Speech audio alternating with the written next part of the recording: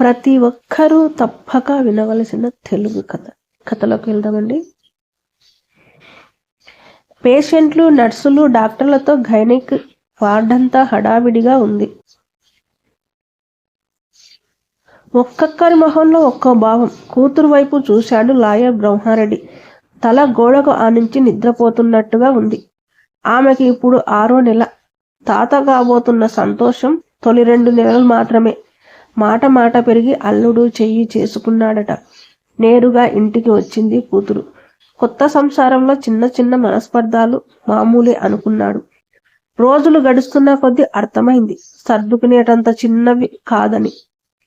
చూస్తుండగానే 3 దాటి 4వ నెల వచ్చింది. వీళ్ళు చూస్తే పంతం పట్టినట్లు ఎవరి లోకంలో వాళ్ళు ఉన్నారు. రేపు ఏదైనా తేడా జరిగితే పుట్టబోయే బిడ్డ ప్రధాన సమస్య అవుతుందని ఎన్నో కేసులు వాదించిన అనుభవం మెదడు తడుతుంది. బిడ్డ పుడితే కలవకపోతారా అనే దింపుడు కళ్ళం ఆశ కూడా లేకపోతలేదు. తీరా బిడ్డ పుట్టాక వాళ్ళు రాకుంటే, కూతురు ఇంకో పెళ్లి వద్దంటే, కూతురు ఒప్పుకున్నా బిడ్డ తల్లిని చేసుకోవడానికి ఎవరైనా ముందుకొస్తారా? చేసుకున్నా కూడా కూతురు జీవితం సంతోషంగా ఉంటుందా? ఇవన్నీ లేకుండా కడుపులో బిడ్డను ఏదో ఒక అవయవ లోపం ఉంది అని డాక్టర్ అబార్షన్ చేసేస్తే మేలనిపిస్తుంది. వాళ్ళు చెప్పకుండా మనమే ఆ మాట అడిగితే బాగుండదేమో. పొంతనలేని ఆలోచనలు ఏటేటో తరుముతున్నాయి. చుట్టూ చూశాడు. ఎంతకు తరగడం లేదు జనాలు. తమ పేరు ఎప్పుడు పిలుస్తారా అని ఎదురు చూస్తున్నారు. ఫోన్ చేతిలోకి తీసుకున్నాడు. న్యూస్, వీడియోలు, కోర్టు కేసులు, దేని మీద ధ్యాస కుదరక బయటకు నడిచాడు. లోపల స్థలం సరిపోలేనంత మెట్ల మీద, గేట్ల దగ్గర ఎక్కడ పడితే అక్కడ కూర్చున్నారు. ఇంతలో గలగల మాట్లాడుతూ బయటకు వచ్చింది ఒక గుంపు. నడవయసుకరాలి చేతిలో బెడ్ మధ్యలో చిన్న ఆకారం. పాపో బాబో గాని అందరి మొహాల్లోనూ మురిపెం తెలుస్తుంది. చూస్తేనే చెప్పొచ్చు. అబ్బాయి తరపు వాళ్ళని. ఇలాంటివి చూసినప్పుడే అల్లుడి గారి నుంచి గాని, వాళ్ళ తల్లిదండ్రుల నుంచి గాని కనీసం ఇందులో 10% కూడా అమ్మాయి మీద అపేక్ష లేదని బాధపడతాడు బ్రహ్మారెడ్డి. వీటన్నిటికీ మధ్య మరింత కుంగదీసేది కూతుని మౌనం. జీవితమంతా అయిపోయిన దానిలా ఎప్పుడూ దిగాలేసుకుని ఉంటుంది. ఇప్పుడు దిగులు పడితే మాత్రం చేయగలిగేదేముంది? ఏదో పెళ్లిలో అమ్మాయిని చూశారట, బాగా నచ్చింది. రూపాయి కట్నం వద్దని తెలిసిన మనిషిని పంపారు. ఒక జిల్లా డిప్యూటీ కలెక్టర్గా స్థాయి వ్యక్తి కోరి కోడలుగా చేసుకుంటామని ఇంటికి వస్తే ఎవరు మాత్రం కాదనుకుంటారు? అబ్బాయి ఏ ఉద్యోగం చేయకుండా తండ్రి సంపాదన, ఆస్తి దండిగా ఉంది. కూతురి భవిష్యత్తే కాదు, కలెక్టర్ వియ్యకుడిగా సమాజంలో తనకెంత గౌరవం, పరపతి. అందుకే ఒప్పుకున్నాడు. ఇప్పుడు చూస్తే ఇలా కూతురి పేరు అనౌన్స్మెంట్లో రావడంతో ఆలోచనలు ఆపి లోపలికి నడిచాడు. బేబీ గ్రోత్ బాగుంది. మదర్ కొంచెం వీకుగా ఉంది. హెల్దీ డైట్ మెయింటైన్ చేసేయండి అంటూ జాగ్రత్తలు చెప్పింది డాక్టర్. రోజులు, వారాలు, నెలలు గడుస్తున్నాయి. అల్లుడు రాలేదు. డెలివరీ అయ్యాకైనా వస్తాడా రాడా అంటూ బెదిరిపోతున్నాడు బ్రహ్మారెడ్డి. అమ్మాయికి నార్మల్ డెలివరీ కుదరక సిజరీన్ చేసినారని తెలిసినా కూడా రాలేదు. అల్లుడే కాదు, వాళ్ళ తరపు నుండి ఒక్కరూ రాలేదు. తెలిసిన వాళ్ళ చేత మాట్లాడించాడు. పెద్దవాళ్ళు అది ఇదే అని ఏదో చెప్పబోయారట. కానీ నాకే పుట్టిందని గ్యారెంటీ ఏముంది అన్నట్లు అన్నాడంట.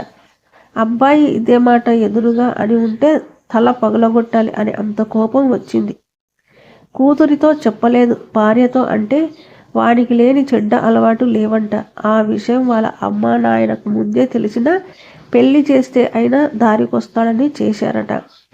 కొత్త వాళ్ళతో సంబంధం మంచిది కాదని చెప్తున్నా వినకుండా పెద్దవాళ్ళ సంబంధం అని దాని గొంతు కోశావు. ఇన్నాళ్ళు లోపల దాచుకున్న కోపం అంతా బయటికి వెళ్ళగక్కింది. ఏదో ఫంక్షన్లో స్నేహితుడు కలిస్తే జరిగిందంతా చెప్పాడు. ఇలాంటి కేసులు నీ సర్వీసులో ఎన్ని చూసుంటావు? అయినా ఈ కాలంలో ఎవర్రా విడాకులకు భయపడేది అన్నాడు. నిజమే, లాయర్ బ్రహ్మారెడ్డి అమ్మాయి తరపున వాక్కల్తా పుచ్చుకున్నాడు. అంటే అబ్బాయి వాళ్ళు అబ్బాయి తరపున అయితే అమ్మాయి వాళ్ళు తలలు పట్టుకుంటారు. కానీ ఇది సొంత కూతురు విషయం. మధ్యవర్తుల ద్వారా కొంత ప్రయత్నం చేశాడు, కుదరలేదు. అందరికీ విడాకులు ఇప్పించి వాళ్ళ ఉసురు కొట్టుకుని కూతురు జీవితం ఇలా చేసుకున్నాడని తలా ఒక మాట అంటారని ఇన్నాళ్ళు రాజీ కోసం చూశాడు.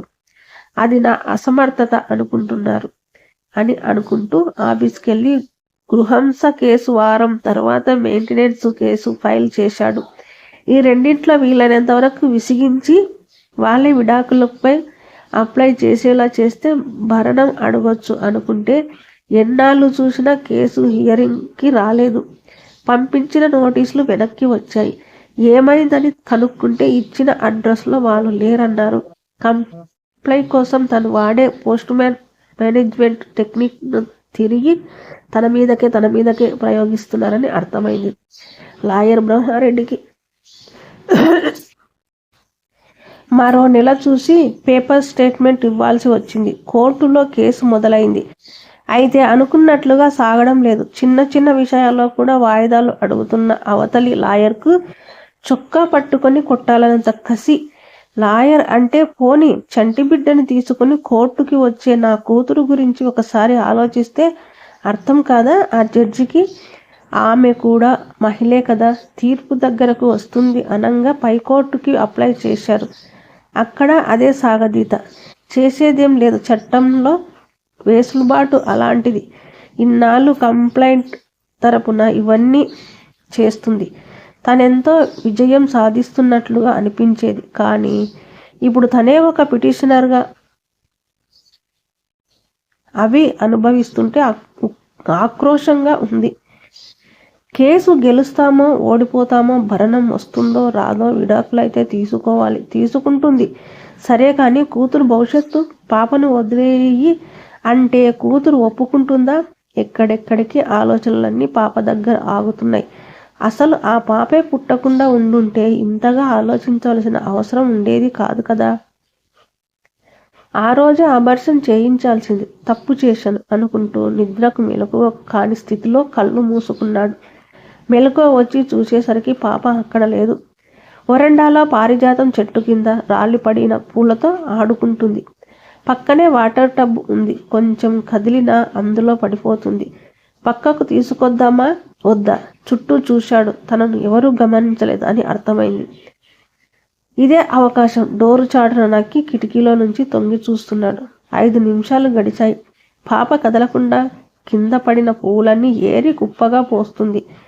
పాప పడిందా? 2 నిమిషాలు చాలు. గమనించకుండా నిద్రపోయినందుకు కూతురు నన్ను తిట్టుకుంటుంది. వారం 10 రోజులు, మహా అయితే ఓ నెల రోజులు బాధపడుతుంది. పడని తర్వాత మెల్లగా మర్చిపోతుంది. నిదానంగా పెళ్లి చేయొచ్చు. ఒకవేళ పాప నీళ్లలో పడిన శబ్దం పక్కింట్లో దారిలో వెళ్ళిపోయే వాళ్ళు ఎవరైనా గమనించారా? మన దరిద్రం. రకరకాల ఆలోచనలు చుట్టుముట్టాయి ఒక్కసారిగా. గుండె వేగంగా కొట్టుకుంటుంది. ఒళ్ళంతా చెమటలు. 10 నిమిషాలకు కదిలింది. చెయ్యి తీసి మరో చెయ్యి మారితే చాలు పడబోతుంది అనగా గేటు తీసిన శబ్దం గట్టిగా. కేకేసి పరిగెత్తుకుంటూ వచ్చి పాపను ఎత్తుకుంది కూతురు. మొహానికి పట్టిన చెమట తుడుచుకుని ఏం తెలియనట్లు వెళ్ళి సోఫాల్లో పడుకున్నాడు. 1 అడుగు ఆలస్యమై ఉంటే కేకలేస్తూ ఇంట్లోకి వచ్చింది భార్య.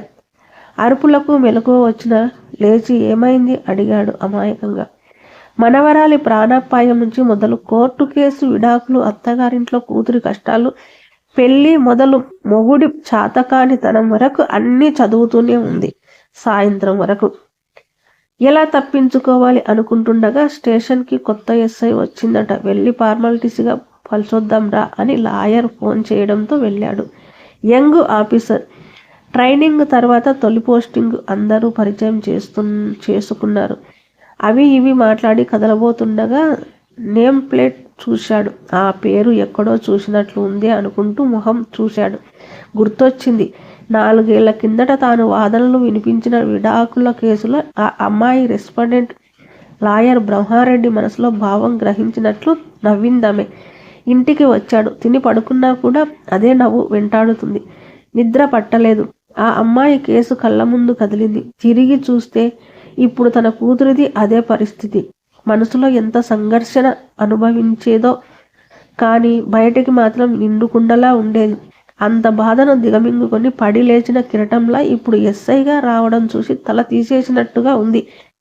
ఏదో అపరాధ భావం. నెల రోజులు గడిచాయి. 1-2 సార్లు కలిసే అవకాశం వచ్చినా కూడా ఎదురుపడే ధైర్యం లేక కలవలేదు. కూతురు కేసు వాయిదా ఉంటే కోర్టుకు వచ్చాడు. ఏదో కేసు అటెండ్ అవ్వడానికి కోర్టుకు వచ్చి టైం ఉండటంతో జీప్లో కూర్చుని ఉంది ఎస్ఐ. నేను నీ కేసు విషయంలో బాగా ఇబ్బంది పెట్టాను ఆ రోజు. అలా చేయాల్సింది కాదు అంటూ బాధపడ్డాడు. అతని మాటల్లో తేడా తెలుస్తుంది. అంతా విని ఇన్నాళ్లకు తెలిసిందా లాయర్ బ్రహ్మారెడ్డి గారు? నేను మగాని ఏమైనా అంటాను, నువ్వు ఆడదానివి పడాలి అన్నట్లు బిహేవ్ చేసేవాడు. నా వల్ల కాలేదు, విడిపోదాం అనుకునేంతలో కడుపులో బిడ్డ. తెలుసో తెలియకో పెళ్లి చేసుకున్న పాపానికి పుట్టబోయే బిడ్డను ఎందుకు ఒంటరి చేయడం అని సర్దుకుపోదాం అనుకున్న ప్రతిసారి వాళ్ళ అమ్మ ఒక మాట, నాన్న ఒక మాట, ఒక్కొక్క మాట. ఎంతకాలం పడాలి? అసలు ఎందుకు పడాలి? విడిపోతాం, ఎవరి బతుకు వారిది. మరి పాప పరిస్థితి?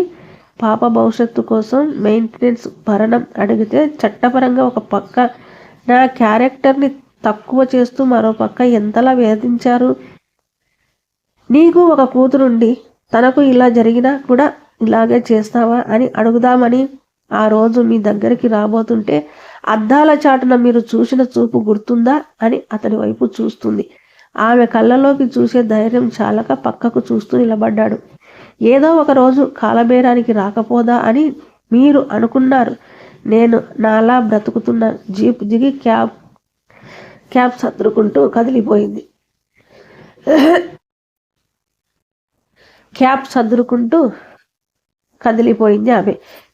ఆమె వెళ్ళిన వైపు చూస్తూ నిలబడ్డాడు. ఆమె నోటి నుంచి వచ్చిన ఒక్కొక్క మాట ఒక్కొక్క సూదిలా గుచ్చుకున్నాయి. నిజమే, ఆ అమ్మాయికి సమస్య వస్తే సమస్యను సవాల్ చేసి గెలిచింది. మరి నేను పాప మరణాన్ని కోరుకుంటున్నాడు. తన కల్పత్వాన్ని వణికిపోయాడు. కళ్ళలో నీరు తిరుగుతున్నాయి. నీళ్లు తుడుచుకుని చుట్టూ చూశాడు. ఇంతకుముందు క్లయింట్లు, రెస్పాండెంట్స్ కనబడే వాళ్ళు ఇప్పుడు మనుషులు కనిపిస్తున్నారు. ఈ కథ కనుక మీకు నచ్చినట్లయితే లైక్ చేయండి, షేర్ చేయండి, సబ్స్క్రైబ్ చేయడం మాత్రం మర్చిపోకండి.